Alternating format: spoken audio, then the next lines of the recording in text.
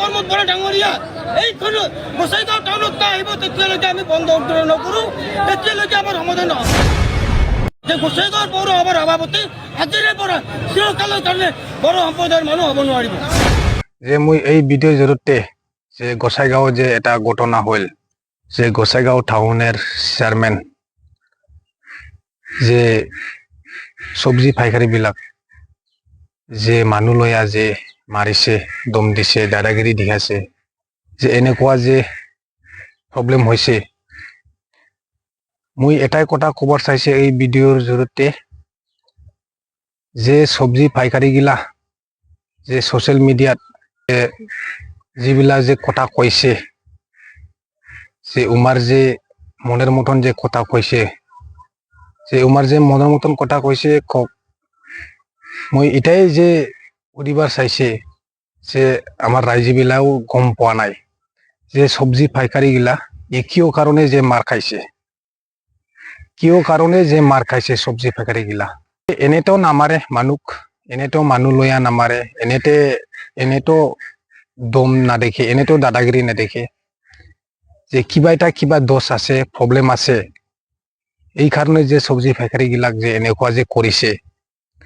যা সবজি পাইকাৰি গিলা যে ফুল ডিটেইলছত সাংবাদিকে আগত যে কোৱা লাগছিল যে কি কাৰণে এনেকুৱা হল ঘটনা, যে কি কাৰণে যে মাৰ খাইছে, মাৰপিট খাইছে, মাৰ খাওয়া লগা হল, যে এইটো ইন্ট্ৰোডাকশন কোৱা লাগে আৰ কি। এইটো কিয় কাৰণে এনেকুৱা ঘটনা হল, যাহা তাহা কিবা কিবি কথা, যে গোসাইগাঁও টাউনের যে চেয়ারম্যানের যে বড় মানুষ হওয়া নালাগে, বেলেগ মানুষ হওয়া লাগে, যে এনেকুৱা দাদাগিৰি যে সবজি পাইকাৰি গিলা বহুত দাদাগিৰি দেখাই দিছে আৰ কি। সবজি পাইকাৰি গিলাও যে উমাৰ যে সাংবাদিকেৰ ওচৰত যে কোৱা লাগছিল ঘটনাটা কেনেকৈ হল, স্টাৰ্টিং কেনেকুৱা হৈছে, স্টাৰ্টিং থাকি কি প্ৰবলেমত যে মাৰ খাইছে, কি দোষ কৰিছে, কি ভুল কৰিছে, সাংবাদিকেৰ যে আগত যে এনেকুৱা যে দাদাগিৰি,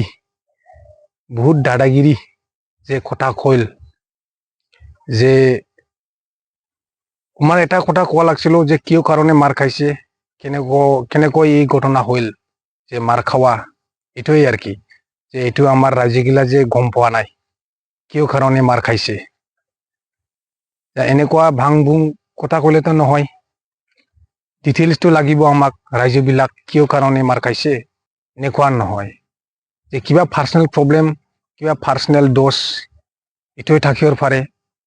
যে এইটো যে সবজি পাইকারি বিলাক যে ভালকৈ ডিটেইলসটো দিয়া লাগছিল সাংবাদিকক, যে চেয়ারম্যানের কি ভুল আছিল আর সবজি পাইকারি গিলার কি ভুল আছিল, এইটো ডিটেইলস দিয়া লাগে আর কি। তাহলে রাজ্যগিলা গম পাবি কার দোষ আছিল, কার ভুল আছিল, এইটোৱে গম পাবি আৰ কি ৰাজ্যবিলাক, যে ডিটেইলসটো কলেছেন। আৰু এবাৰ যে শুনক যে সবজি পাইকাৰি গিলা যে কেনেকুৱা কথা কৈছে। কালি যেটো ঘটনা ঘটিছে এই ঘটনাক আমি তীব্ৰ নিন্দা কৰিছোঁ, গৰিহণা দিছোঁ। তাৰ লগতে আমি ক'বলৈ বিচাৰিছোঁ যে যোৱাকালি নহয়, কেৱল যোৱাকালি নহয়, এইটো যেতিয়া বিটিআৰ চুক্তি হৈছিলে, বিটিআৰ চুক্তিৰ সময় BTCৰ যি মাননীয় হাগ্ৰামা মহিলাৰী তেতিয়া আছিলে, তেতিয়াই এখন আইন পাছ কৰি থৈ গৈছে যে গোসাইগাঁও পৌৰসভাৰ সভাপতি কেৱল বড়ো সম্প্ৰদায়ৰ মানুহ হ'ব পাৰিব। এইখন আইন বাতিল কৰিব লাগে, কাৰণ যেতিয়াৰে পৰা বড়ো সম্প্ৰদায়ৰ মানুহ সভাপতি লৈ আৰম্ভ হৈছে, তেতিয়াৰে পৰাই আমাৰ গোসাইগাঁও অঞ্চলৰ বেংগলী সম্প্ৰদায়ৰ মানুহৰ ওপৰত এটাৰ পৰা এটা অত্যাচাৰ চলি আছে। আপোনালোকে জানে যে কিছুদিন আগত, কেইটামান বছৰ হৈ গ'ল, আমাৰ গোসাইগাঁৱৰ এজন বেংগলী সম্প্ৰদায়ৰ ইমান নিৰীহ ল'ৰা ছিল, তাক দিন দুপৰতে মৰিয়াই হত্যা কৰিছিল। তেতিয়াৰ পৰা আমি ন্যায় পোৱা নাই। এতিয়াও যোৱাকালি যিটো প্ৰফুল্ল ইছলাৰী ডাঙৰীয়াই তাত পোহনীয়া গুণ্ডা দি আমাৰ এজন সৰু পাচলি ব্যৱসায় কৰা দোকানদাৰক মৰিয়াই হত্যা কৰাৰ চেষ্টা কৰিছিলে। এই ঘটনা আমি তীব্ৰ নিন্দা কৰিছোঁ। আজি যেতিয়ালৈকে প্ৰমোদ বৰা ডাঙৰীয়া এইখন গোসাইগাঁও টাউনত আহিব তেতিয়ালৈকে আমি বন্ধ নকৰোঁ, তেতিয়ালৈকে আমাৰ সমস্যা সমাধান নহ'ব। কাৰণ প্ৰফুল্ল ইছলাৰী ডাঙৰীয়াই মানে কেতিয়াবা গুণ্ডা বাহিনী আনি আমাৰ দোকানদাৰবিলাকক হেৰেছমেণ্ট কৰে, মাৰপিট কৰে, এইটো সংঘাত আমি আছোঁ।